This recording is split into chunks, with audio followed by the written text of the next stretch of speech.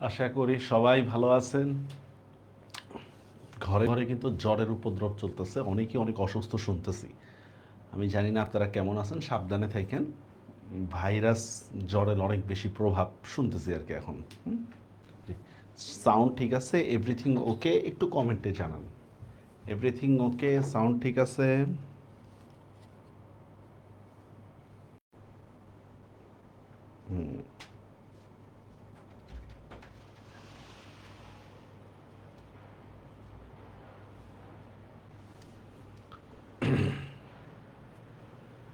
ওকে,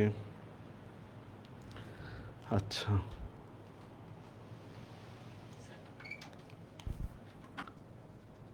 আজকে আমরা পড়ব হচ্ছে বহুব্রীহি সমাস। হ্যাঁ, আজকে আমরা ওয়ালাইকুম আসসালাম রোহিত। যাক, একজন পাওয়া গেছে আমাদের কাছে, এটাই না। হ্যাঁ, বহুব্রীহি সমাস। মেইনলি কয়েকটা জিনিস মনে রাখতে হবে বহুব্রীহি সমাসের ক্ষেত্রে।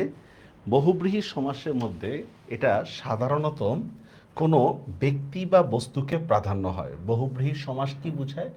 এটা কোনো ব্যক্তি বা বস্তুকে বোঝায়। নাম্বার ওয়ান গেল বহুব্রীহি সমাস। দুই নম্বর হচ্ছে বহুব্রীহি সমাসের ব্যাসবাক্যে যার শব্দটা হবে। যার যার থাকতে পারে, অথবা অনুষ্ঠান শব্দটা থাকতে পারে, অথবা আমাদের দ্বিরুক্তি হইতে পারে বহুব্রীহি সমাস। আচ্ছা, বহুব্রীহি সমাসে অনেক ক্ষেত্রে প্রত্যয় হয়। প্রত্যয় জিনিসটা কি একটু আলোচনা করতেছি পরে। প্রত্যয়, ঠিক আছে? এরপর দেখেন, ওকে, ওয়ালাইকুম আসসালাম। জি, সবাই আছেন। আমরা আজকের ক্লাসটা একেবারে সংক্ষিপ্ত হবে, হ্যাঁ, ওটা বুঝে নিই আমরা। বহুব্রীহি সমাস সাধারণত অ্যাডজেটিভ হয়, সাধারণত অ্যাডজেটিভ হয়। আচ্ছা, কিছুই আমরা বুঝি নেই বহুব্রীহি সমাস সম্পর্কে, যে এটা কোনো ব্যক্তি বা বস্তুকে বুঝাইতে পারে, এইটার ব্যাসবাক্যে যার থাকতে পারে বা অনুষ্ঠান থাকতে পারে বা দ্বিরুক্তি থাকতে পারে, এটা শেষে প্রত্যয় হয়, অথবা কি বললাম, এটা অ্যাডজেটিভ হইতে পারে। বিশেষত আমাকে এই জিনিসটা একটু ভালো করে মনে রাখতে হবে যে বহুব্রীহি সমাসের মধ্যে শেষে প্রত্যয় হয়। আমরা একটু উদাহরণ দেখি, তাহলে বুঝতে সুবিধা হবে। ধরেন আমি একটা শব্দ লিখলাম মনোরোগী। আচ্ছা, একটু খেয়াল করেন, মনোরোগী শব্দের মধ্যে, আচ্ছা আরেকটা বিষয় বলে রাখি, বহুব্রীহি সমাসের মধ্যে সাধারণত দেব দেবতার মানে দেবদেবীর যে নামগুলো আছে, দেবদেবীর নামগুলো হয়। দেবদেবীর যে নামগুলো আছে এগুলোও কিন্তু বহুব্রীহি সমাস হয়। আসেন, আমরা যেটা বলতেছিলাম, যেমন দেখেন মনোরোগী, এখানে দেখেন রোগী বলতেছি, দেখেন শেষে একটা দীর্ঘই আছে, দেখছেন শেষে একটা দীর্ঘই আছে। তাহলে ব্যাসবাক্যটা কি হবে? এই দীর্ঘইয়ের বদলেই আমার ব্যাসবাক্যটা হবে, দেখেন মনে রোগ যার। কি বললাম? মনে রোগ যার, সেই হচ্ছে মনোরোগী, আর কিছুই না। আচ্ছা, আরো দেখি আমরা, যেমন শব্দটা লিখলাম ঘর মুখ। কি বললাম? ঘর মুখ। এখন দেখেন এখানে দেখেন একটা প্রত্যয় আছে, প্রত্যয়টা কি দেখেন তো, এই যে শেষে ও, এইটাই কিন্তু একটা প্রত্যয়। এই জন্য আমি এখানে কি বলতেছি, ব্যাসবাক্যটা দেখেন, ঘরের দিকে মুখ যার।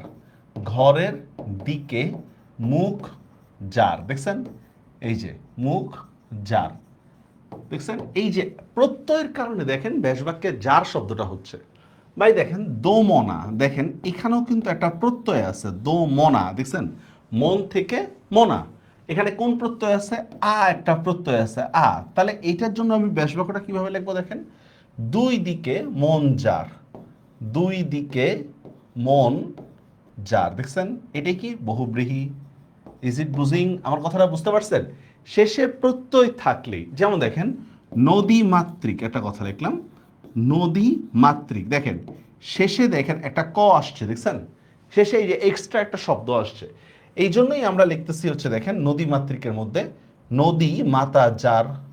নদী মাতা যার, দেখছেন কত সহজ, নদী মাতা যার। আরো দেখেন সস্ত্রিক, ঠিক আছে, বা দেখেন সস্ত্রিক, দেখেন শেষে একটা ক আসছে, দেখছেন এই যে প্রত্যয় আসছে। তাহলে এইটার ব্যাসবাক্যটা আমরা কিভাবে লিখবো দেখেন, স্ত্রীর সহিত বর্তমান। কি বললাম? স্ত্রীর সহিত বর্তমান। তাহলে আমার প্রথম কথাটা কি বুঝতে পারছেন? বহুব্রীহি সমাসে সাধারণত প্রত্যয় থাকে। প্রত্যয় মানে বুঝে গেছে বিষয়টা। আমাদের বহুব্রীহি সমাসের একটা বড় সমস্যা কি জানেন? একই শব্দ একাধিক বহুব্রীহি সমাসে হইতে পারে, একই শব্দ একাধিক বহুব্রীহি সমাসে হইতে পারে। আমার এই নিয়ে ঝামেলার কোনো দরকার নাই। আমি প্রথম সূত্রটা মনে রাখবো যে বহুব্রীহি সমাসে সাধারণত কি হইতে পারে, প্রত্যয় হইতে পারে। আর প্রত্যয় হইলে ব্যাসবাক্যটা সাধারণত যার শব্দটা হয়, বুঝতে পারছেন? ব্যাসবাক্যে সাধারণত যার হইতে পারে, শহীদ হইতে পারে, অনেক কিছু হইতে পারে। Is it clear? আমার কাছে এতটুকু ক্লিয়ার হইছে প্রত্যয় দিয়ে। যেমন দেখেন দুমুখ, আমরা বলি না দুমুখ সাপ যার, দুমুখ সাপ। দেখেন দুই মুখ, দেখছেন মুখ থেকে মুখ আসছে, তাহলে কি হবে? দুই মুখ যার, দুই মুখ যার। দেখছেন এই যে ওর কারণে কি আসছে, এটা যার শব্দ আসছে। ওকে, এইবার আমি একটা লিস্ট দিচ্ছি, এই লিস্টটা খুবই গুরুত্বপূর্ণ। আসেন দেখেন বহুব্রীহি সমাস, দেখেন সমানাধিকরণ, সমানাধিকরণ, ব্যাধিকরণ, ব্যতিহার, মধ্যপদ লোপী বা উপমাত্মক, নয় বহুব্রীহি, সংখ্যাবাচক, প্রত্যয়ান্ত, অলুক, হাজার হাজার নাম আছে। আমার এগুলো একটাও দরকার নাই। আমি পরীক্ষার মধ্যে শুধু বহুব্রীহি সমাস বলবো। আমি পরীক্ষার মধ্যে কি অ্যান্সার করব? শুধু বহুব্রীহি। আমার এত নামের কোনো প্রয়োজনই নেই। আসেন এখানে একটা দেখেন, সাধারণত শেষে প্রত্যয় যুক্ত হয়ে কোনো ব্যক্তি বা বস্তুকে বুঝালে সেটা বহুব্রীহি সমাস হবে। দেখেন আবার বলতেছি, সাধারণত শেষে কি হবে? প্রত্যয় যুক্ত হবে। এই প্রত্যয় যুক্ত হয়ে যদি কোনো ব্যক্তি বা বস্তুকে যদি বুঝায় তাহলে সেটা বহুব্রীহি সমাস হবে। এখন এইটা কোন প্রকারের বহুব্রীহি এটা আমার জানা দরকার নেই। আমি দেখতেছি শেষে এক্সট্রা কোনো প্রত্যয় আসছে, তার মানে এটা আমি ধরতে পারি 80% সম্ভাবনা এটা বহুব্রীহি হবে। আসলে আমরা দেখি, দেখুন বিচিত্র কর্মা, দেখেন এই যে এখানে একটা আকার আছে, এই আকারটাই কিন্তু একটা প্রত্যয়, দেখছেন? এই জন্য বিচিত্র কর্ম যার। বিপত্নিক, দেখেন শেষে একটা ক আসছে, পত্নী গত হয়েছে যার, মানে যার স্ত্রী মারা গেছে। যুব জানি, দেখছেন যুবতী জায়া যার, শেষে একটা প্রত্যয়। জবরদস্তি, দস্ত মানে হাত, এখান থেকে আমরা বলতেছি জবরদস্তি, জবরদস্ত যার মানে শক্তিশালী ব্যক্তি। বীর কেশরী, দেখেন সিংহের কেশর থাকে, আর এখানে আমরা বলতেছি কেশরী, তাহলে দেখা হবে বীরের ন্যায় কেশর যার। পক্ক কেশী, পক্ক কেশ যার। এলোকেশী, কেশ শব্দের অর্থ চুল। আর দেখেন এখানে একটা কি আছে, দীর্ঘিকার আছে, এক্সট্রা একটা শব্দ আসছে, এলোকেশ যার। পদ্মগন্ধি, শব্দটা আসলে গন্ধ, মূল শব্দটা গন্ধ, কিন্তু এখানে কি আছে, গন্ধি, একটা প্রত্যয় বা সাফিক্স আছে। পদ্মের ন্যায় গন্ধ যার। নদীমাতৃক, নদীমাতা যার। সূর্যমুখী, সূর্যের দিকে মুখ যার। এই দেখেন শব্দটা কিন্তু আসলে মুখ, শব্দটা আসলে মুখ, এখানে দেখেন একটা দীর্ঘই যুক্ত হয়েছে, এটাই হচ্ছে সাফিক্স বা প্রত্যয়। সূর্যের দিকে মুখ যার। মকর মুখ, মকরের ন্যায় মুখ যার। তা দেখেন ঘোড়ামুখী, ঘোড়ার ন্যায় মুখ যার। শব্দটা মূলত মুখ, এখান থেকে কি আসছে, মুখী দীর্ঘিকার।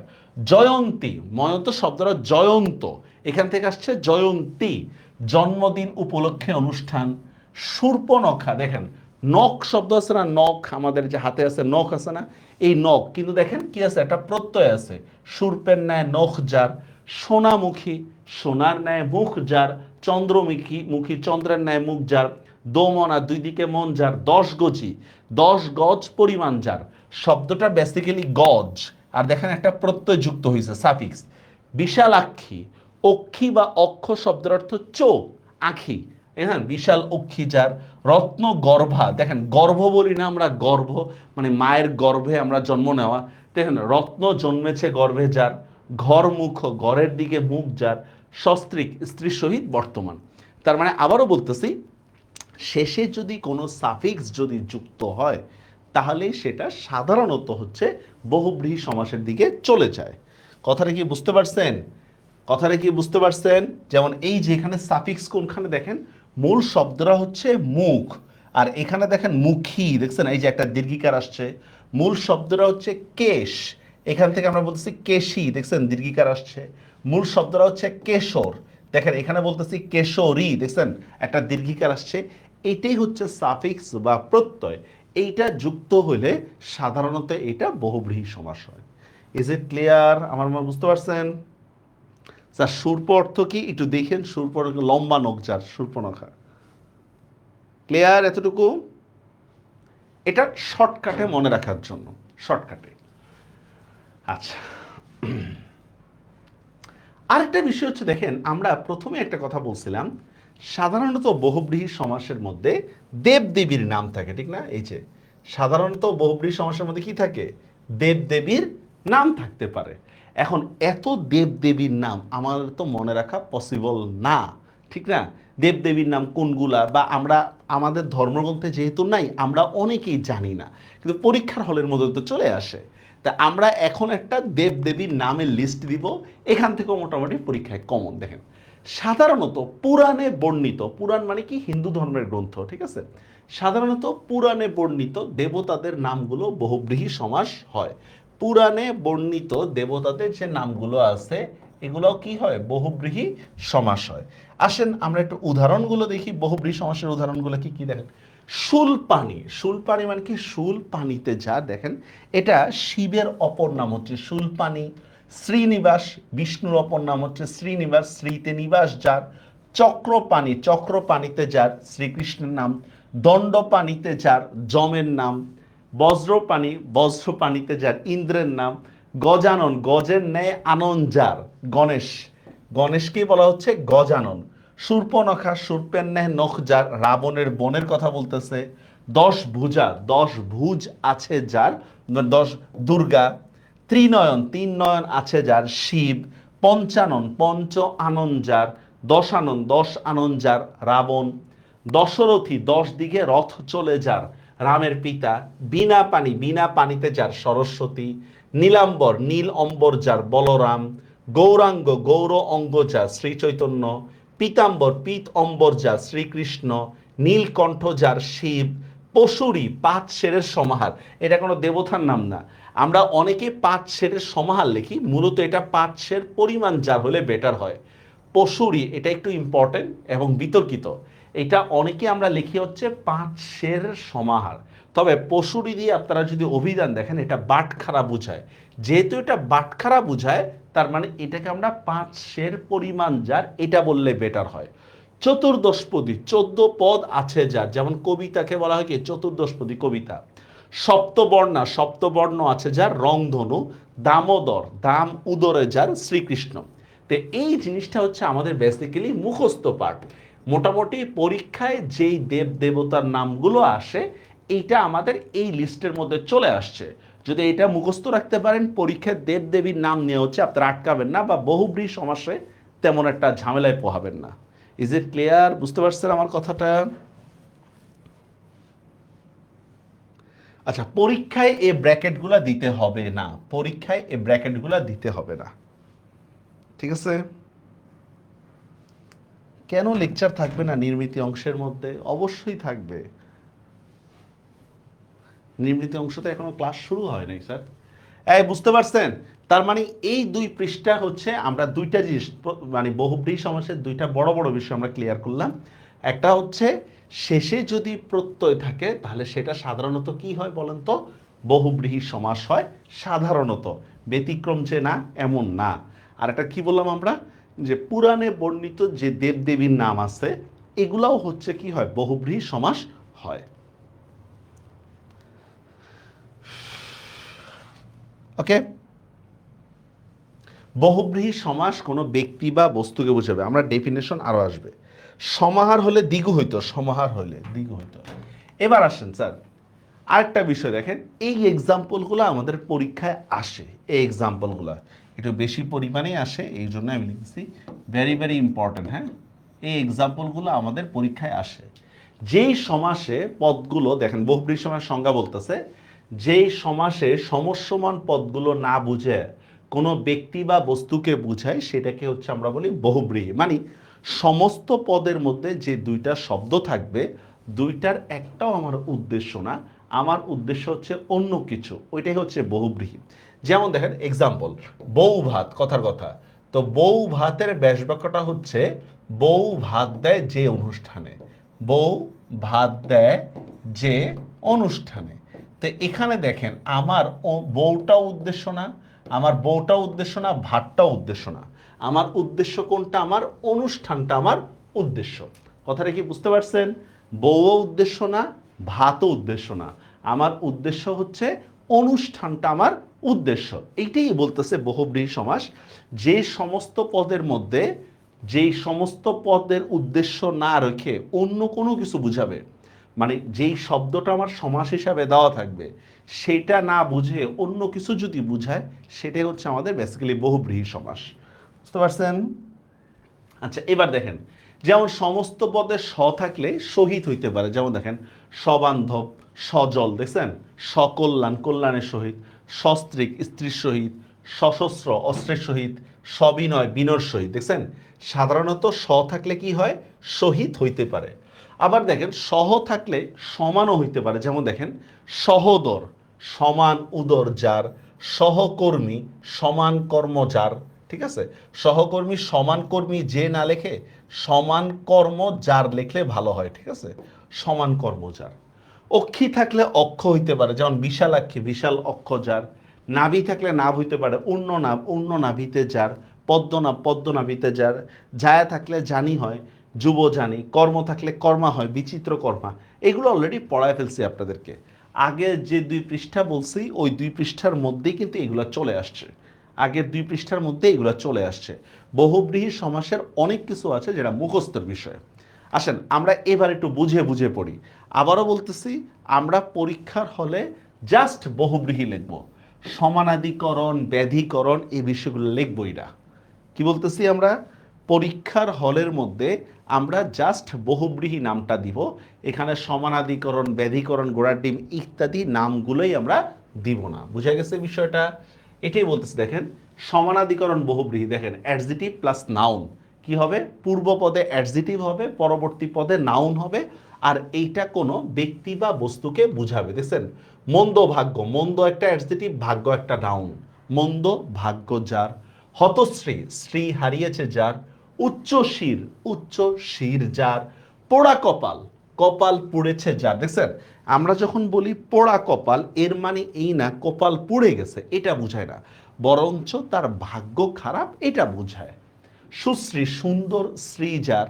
নীলকণ্ঠ, দেখছেন নীলকণ্ঠ বলতে শিবকে বুঝায়, নীলকণ্ঠ যার, এটাই বোঝাচ্ছে। সেম আমরা আরো দিতে পারি, যেমন দেখেন মহাত্মা, আমরা বলি না মহাত্মা গান্ধী, তাহলে মহাত্মা কি হবে, মহান আত্মা যার। মহান আত্মা যার, এটি হচ্ছে কি মহাত্মা। তাহলে কি বললাম, অ্যাডজেটিভ প্লাস নাউন। অনেক সময় উল্টা হইতে পারে, অনেক সময় উল্টাও হইতে পারে, কান কাটা, কান কেটেছে যার। মুখ পোড়া, মুখ পুড়েছে যার। ল্যাজ ঝোলা, ল্যাজ ঝুলে আছে যার, ইত্যাদি ইত্যাদি, উল্টাও হইতে পারে। এবার দেখেন ব্যাধিকরণ, noun plus noun is equal to যার। কি বললাম, দুইটা নাউন থাকবে, দুইটাই নাউন থাকবে। যেমন দেখেন এই যে 2 পদেই জন, এই যে noun plus noun is equal to যার। আমার এগুলো মনে রাখাই দরকার নেই, আমি জাস্ট এক্সাম্পলগুলো মনে রাখবো। যেমন দেখেন 80-20, 80 মানে দাঁত, 20 মানেও দাঁত, সরি 20 মানে 20, মানে 80ও একটা নাউন, 20ও একটা নাউন। তো দেখেন 80-20 বলতে আসলে আমরা বুঝাচ্ছি হচ্ছে সাপকে বুঝাচ্ছি, দেখছেন। উর্ণ নাভ, উর্ণ নাভিতে যার, মাকড়সাকে বোঝায়। বিনা পানি, সরস্বতী দেবীকে বোঝায়, দেখছেন বিনা পানিতে যার। পানি মানি হাত, বিনা মানি বাঁশি, পানি মানি হাত, ঠিক আছে। দেখেন বাঁশিও নাউন, পানি মানি হাত, হাতও নাউন, দেখছেন। কথা সর্বস্ব যার, চক্র পানিতে যার। দামোদর, দাম উদরে যার, দেখছেন দুইটাই নাউন। তার মানে দুইটা নাউন যদি হয় তাহলে সেটা হচ্ছে ব্যাধিকরণ, দুইটা নাউন থাকলে। হ্যাঁ, দরকার নেই। মধ্যপদলোপী, জাস্ট এতটুকু মনে রাখবেন, মধ্যপদলোপী কি ক্ষেত্রে হয় দেখেন, অনুষ্ঠানের ক্ষেত্রে হয় মধ্যপদলোপী, আর এটা হচ্ছে উপমার ক্ষেত্রে। অনুষ্ঠান আর উপমা এই দুইটা ক্ষেত্রে মধ্যপদলোপী হয়।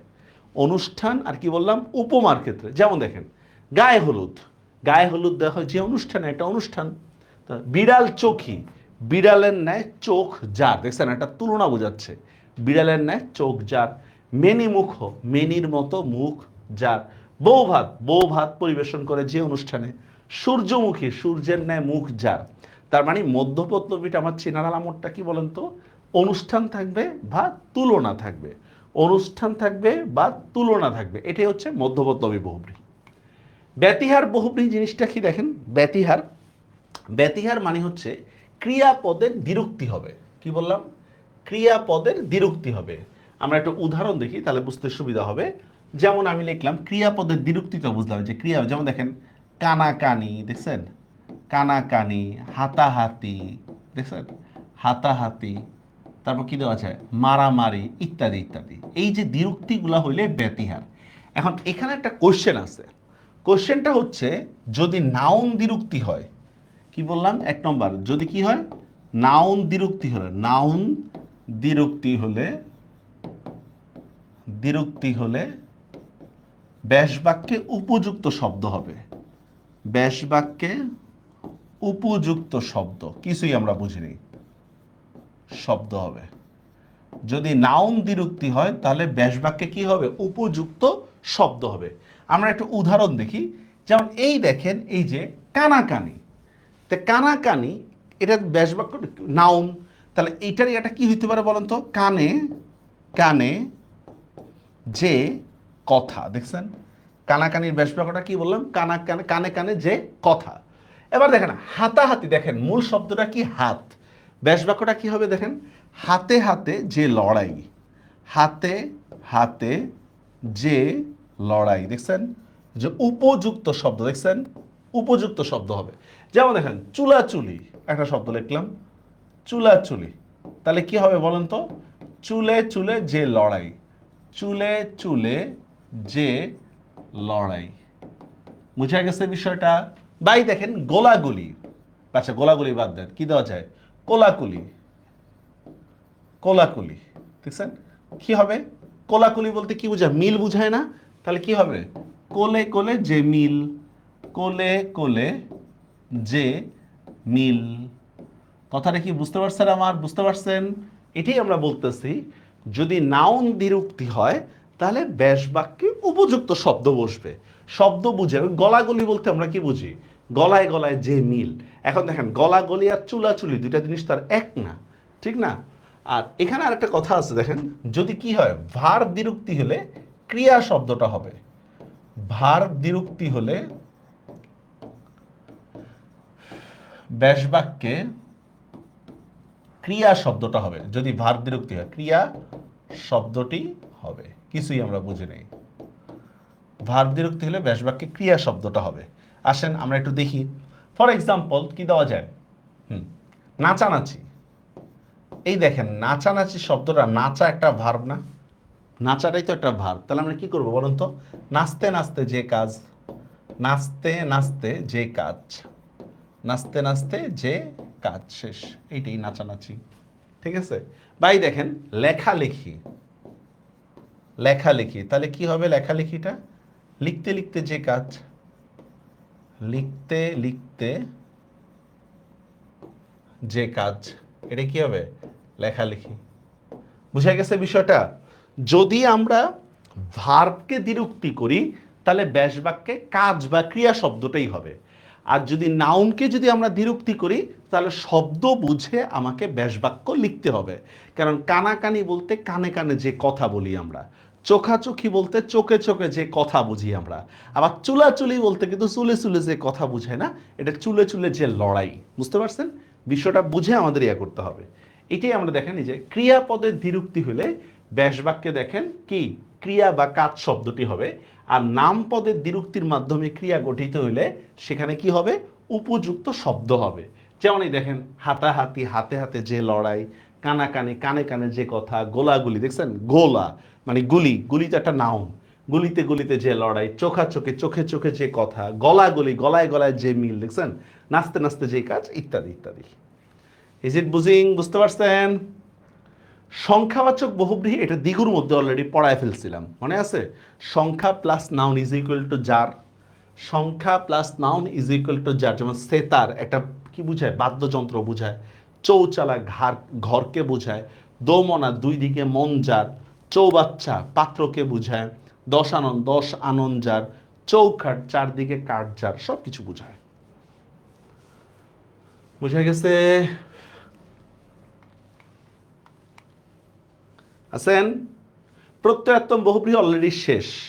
অলুক বহুব্রীহি আলাদা নাম করা দরকার নেই, জাস্ট আমার মনে হয় মাথায় পাগড়ি, এটাও ফার্স্টে বলছিলাম, বরকে বুঝায়, হাতে বেড়ি দ্বারা আসামিকে বুঝায়, কানে কলম দ্বারা মিস্ত্রিকে বুঝায়, গলায় গামছা যার, সামথিং ইত্যাদি। নয় বহুব্রীহিও পড়ায় ফেলছে একবারে প্রথম ক্লাসে। প্রথম ক্লাসে। বহুব্রীহি মোটামুটি শেষ। আচ্ছা দেখি এবার কি কোনো কোশ্চেন আছে কিনা বহুব্রীহি নিয়ে একটু বলেন তো। হ্যাঁ, বহুব্রীহি নিয়ে কোনো কোশ্চেন আছে আপনাদের?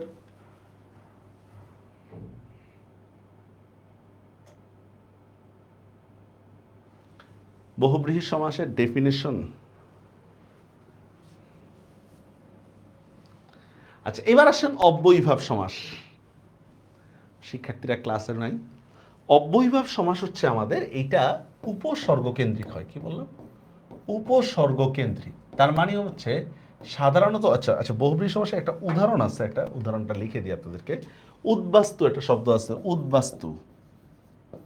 উদ্বাস্তু এটা একটা বহুব্রীহি সমাস। ব্যাসবাক্যটা হচ্ছে বাস্তু থেকে উৎখাত করা হয়েছে যাকে, বাস্তু থেকে উৎখাত করা হয়েছে যাকে, উৎখাত করা হয়েছে যাকে, যেহেতু এটা একটা ব্যক্তিকে বোঝাচ্ছে এই জন্য এটা বহুব্রীহি সমাস। ঠিক আছে, বাস্তু থেকে উৎখাত করা হয়েছে যাকে।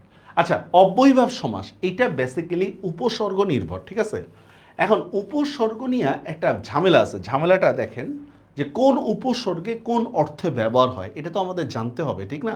যেমন দেখেন যথা বা উপসর্গটা থাকলে এটা অতিক্রম না করে বোঝায়। আমরা উদাহরণ দিব। এখানে দেখেন একটা এই যে একটা ঝামেলা দেখে আপনাদেরকে, প্রতি, প্রতি শব্দটা আমার সদৃশ্য হইতে পারে, প্রতি শব্দটা আমার বিরোধ হইতে পারে। তাহলে আমি এগুলা নির্ণয় করব কিভাবে ভাই? এগুলো আমি নির্ণয় করব হচ্ছে প্রচলিত ব্যবহার অনুসারে। কি বললাম? প্রচলিত ব্যবহার আমাকে ডিপেন্ড করবে হচ্ছে প্রচলিত ব্যবহারের উপরে। ঠিক আছে, একটা উদাহরণ দেখি তাহলে বুঝতে সুবিধা হবে। যেমন রোহিঙ্গা তো একটা ব্যক্তির মানে জাতির নাম, এটা কিভাবে সমাস হবে বলেন তো? যেমন দেখেন আমি লিখলাম কি প্রতি শব্দের অর্থ কি হয় বলেন তো? প্রতি শব্দের মধ্যে সদৃশ অর্থ দিতে পারি আমরা, সদৃশ। আর একটা কি বললাম? প্রতি শব্দ কি হইতে পারে আমার? বিরোধ, বিরোধ অর্থ হইতে পারে, আবার কি বললাম? সদৃশ অর্থ হইতে পারে। আসেন এবার আমরা একটু উদাহরণগুলো দেখি। ফর এক্সাম্পল আমি লিখলাম প্রতিমন্ত্রী।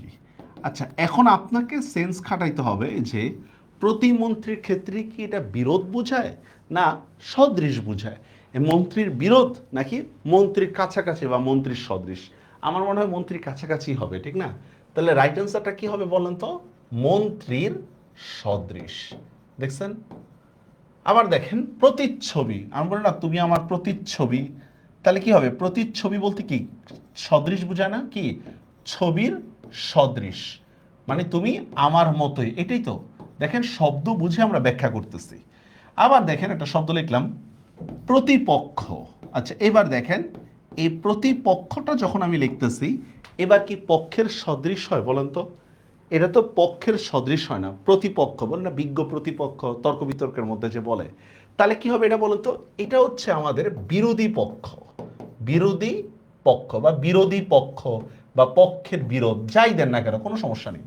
বা এই দেখেন প্রতিবাদ, তো প্রতিবাদ শব্দের মধ্যেও কিন্তু সেম। ঠিক আছে, প্রতিবাদ বলতে কি পজিটিভ কিছু বোঝায় যে তুমি আমার কথা প্রতিবাদ করছো, এটা কি পজিটিভ? না, এটা হচ্ছে কি বিরুদ্ধে বোঝায়। তাহলে কি হবে? বিরুদ্ধে বাদ, বিরুদ্ধে বাদ বা বিরুদ্ধে আন্দোলন তোলার নামে কি প্রতিপক্ষ। কথাটা কি বুঝা গেছে আমার কথাটা? এই যে প্রতি শব্দটা দেখেন সদৃশ্য বুঝায়, বিরোধও বুঝায়। আমি কোন জায়গায় কোনটা ব্যবহার করব শব্দ বুঝে আমাকে ব্যাস বাক্য করতে হবে। আমি জাস্ট মুখস্থ করে যাব বিষয়টা আসলে এভাবে হবে না। ঠিক আছে, যেমন আরেকটা দিন আপনাদেরকে। ফর এক্সাম্পল লিখলাম আ, আ শব্দটা ঈষৎ অর্থ হইতে পারে, ঈষৎ মানে হালকা, আবার পর্যন্ত অর্থও দিতে পারে, পর্যন্ত। এখন আমরা উদাহরণ দেখি। ফর এক্সাম্পল যেমন আমি তোমাকে আমরণ ভালোবাসবো, তাহলে আমরণ এটা কি হবে বলেন তো? এটা হবে হচ্ছে মৃত্যু পর্যন্ত, মানে আমি তোমারে মরা পর্যন্ত ভালোবাসবো। এই তো দেখছেন, মৃত্যু পর্যন্ত।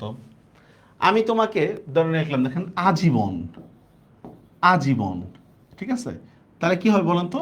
আজীবন, জীবন পর্যন্ত, জীবন পর্যন্ত মানে যতদিন জীবন আছে আমি তোমার ভালোবাসবো। ঠিক আছে, তার মানে দেখেন এখানে আটা একটা পর্যন্ত বা সীমা বোঝায়। যেমন দেখেন আপাদ মস্তক, আপাদ মস্তক, তাহলে কি হবে বলতো?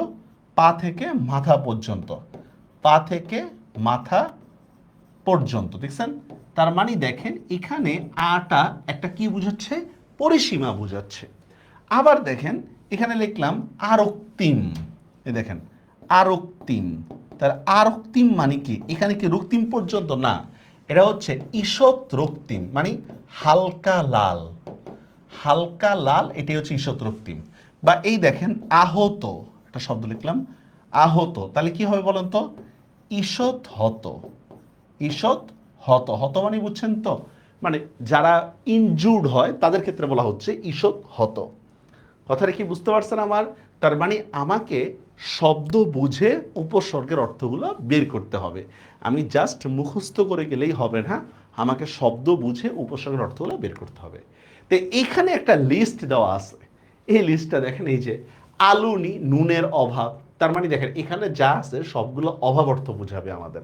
তারপর দেখেন নিরামিষ আমিষের অভাব, গরমিল মিলের অভাব, দুর্ভিক্ষ ভিক্ষার অভাব, হাভাত ভাতের অভাব, দেখছেন? তারপর দেখেন প্রতিকূল বিরোধ, প্রতিকূল, দেখছেন? বিরুদ্ধে কুল, প্রতিবাদ বিরুদ্ধে বাদ। আবার দেখেন সদৃশ, দেখছেন? প্রতিমূর্তি মূর্তির সদৃশ, উপমন্ত্রী অনুবাদ বাদের সদৃশ, মানে আমি একটা জিনিস ইংরেজিতে বা বাংলায় লেখার পরে আপনি সেটাকে ট্রান্সলেট যে করেন, এটা তো আমার মতোই করে ট্রান্সলেট করেন বা আমার কথাটাই তুলে ধরেন, এই জন্যই বলা হচ্ছে বাদের সদৃশ।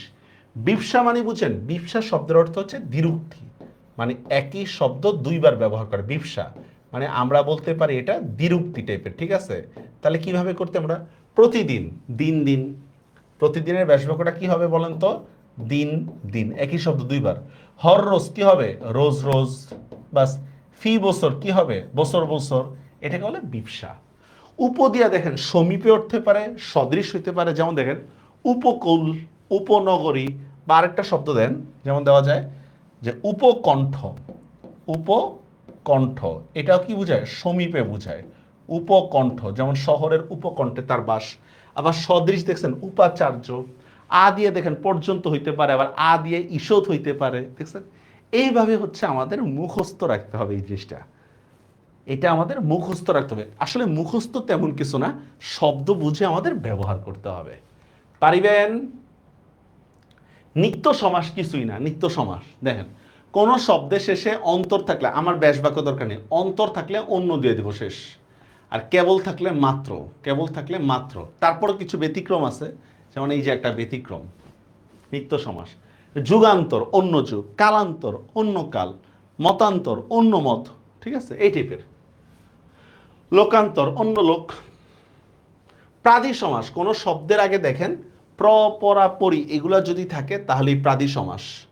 প্র প্রতি প্রতি এগুলা যদি কি, এগুলার পরে যদি ভার্ব যদি থাকে তাহলে সেটা প্রাদি সমাস।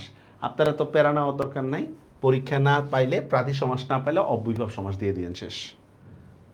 পরীক্ষায় প্রাদি সমাস না থাকলে অব্যয়ীভাব সমাস দিয়ে দিয়েন, ঠিক আছে?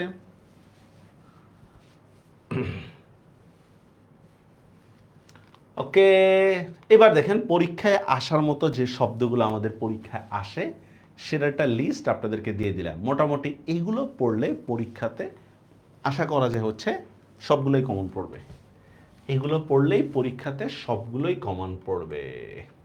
এবার আপনাদের কোনো কোশ্চেন থাকলে বলতে পারেন।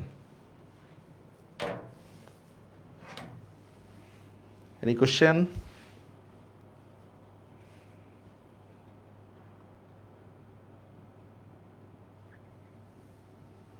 সমাসের মতো কঠিন চ্যাপ্টার শেষ হয়ে গেছে, এখন শুধু জাস্ট হচ্ছে এইগুলা একটু রিভিশন দিবেন, আর কিছুই না। পারবেন? কারো কোনো কোশ্চেন আছে? আচ্ছা, নিত্য সমাসটা আরেকবার। আচ্ছা দেখেন, নিত্য সমাস বলা হয় হচ্ছে যেটার ব্যাস বাক্য করার প্রয়োজন পড়ে না, এইটাই, যেটার ব্যাস বাক্য করার প্রয়োজন পড়ে না, যেই দেখেন যেই সমাসে সমস্ত পদেই ব্যাস বাক্যের কাজ করে, মানে বুঝাচ্ছে হচ্ছে এই দেখেন অন্তর আর অন্য সেম শব্দ, অন্তর আর অন্য দুইটাই সেম শব্দ, জাস্ট দেখেন অন্তর মানে আমি কি করছি, সমার্থক শব্দ দিয়ে হচ্ছে ব্যাস বাক্যটা করতেছি, এটা হচ্ছে নিত্য সমাস। যেমন দেখেন এই যে কেবল আর মাত্র, দেখেন দুইটাই সেম শব্দ কিনা, কেবল আর মাত্র, আমি জাস্ট সমার্থক শব্দ দিয়ে ব্যাস বাক্য করে ফেলতেছি, এটাই হচ্ছে নিত্য সমাস। তাহলে এখন আমরা দেখেন এই যে দেখেন কি যুগান্তর, তাহলে কি বলছি আমরা, অন্তরের একটা প্রতিশব্দ কি? অন্য। তাহলে যুগান্তরের ব্যাসটা কি হবে? অন্য যুগ। এইটাই হচ্ছে কেবলের একটা প্রতিশব্দ কি? মাত্র। ঠিক আছে।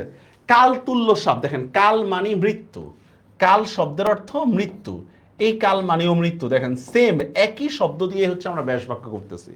92, দেখেন 92 মানে কি? 2 ও 90, 2 10 9 10 2 92, তো ওইটাকে আমরা আলাদা করে লিখতেছি 2 ও 90 শেষ 92।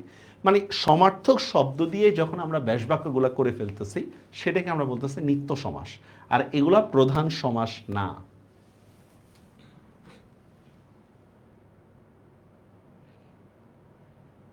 হ্যাঁ, সমীপে আর সদৃশ এক না তো। সমীপে মানে কাছাকাছি, সমীপে মানে কাছাকাছি, আর সদৃশ মানে মতো। যেমন উপজেলা, দেখেন উপজেলা কার আদলে গঠিত? জেলার আদলে গঠিত, এটাকে আমরা বলি উপজেলা, জেলার সদৃশ, ঠিক না? আর সমীপে মানে কাছাকাছি, যেমন উপকূল, না যে লঞ্চটা উপকূলে এসে ডুবছে, তার মানে কি? কুলের সমীপে মানে কাছাকাছি। কাছাকাছি আর সদৃশ দুটা জিনিস এক না স্যার। স্যার প্রশ্ন সলভ ক্লাস, হ্যাঁ নেওয়া যাবে, কোনো সমস্যা নেই। প্রশ্ন সলভ ক্লাস আপনারা এই লিস্টটা আগে শেষ করেন, এরপর যে কোশ্চেনগুলো পারেন না সেটা ডিসকাশন গ্রুপে দেন, আমি তো আসি সলভ করার জন্য, ঠিক না? আজকে ওয়েবসাইটে ঢুকতে পারতেছে না, আজকে ওয়েবসাইটে ঢুকা যাবে না, আমরা বলেই দিছি আজকে ফেসবুকে ক্লাস করতে হবে।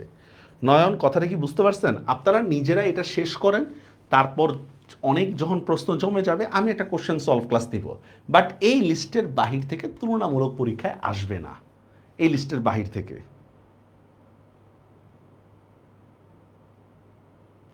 শাহিনা বুঝতে পারছেন সমার্থক শব্দ দিয়ে যে আমরা কিভাবে ব্যাসবাক্য করতেছি?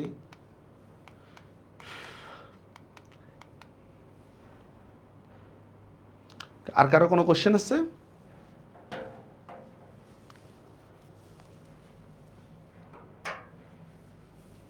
সো নাই, ক্লাস হবে, চিন্তার কোনো কারণ নাই।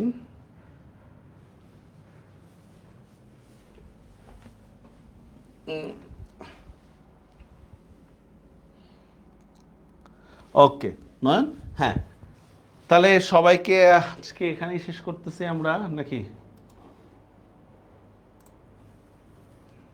আচ্ছা ঠিক আছে, আমরা সমাসের মতো ভয়ঙ্কর টপিক শেষ করে ফেলছি আলহামদুলিল্লাহ। এবার ভালো করে পড়তে হবে, হ্যাঁ ঠিক আছে। আল্লাহ হাফেজ, সালাম আলাইকুম।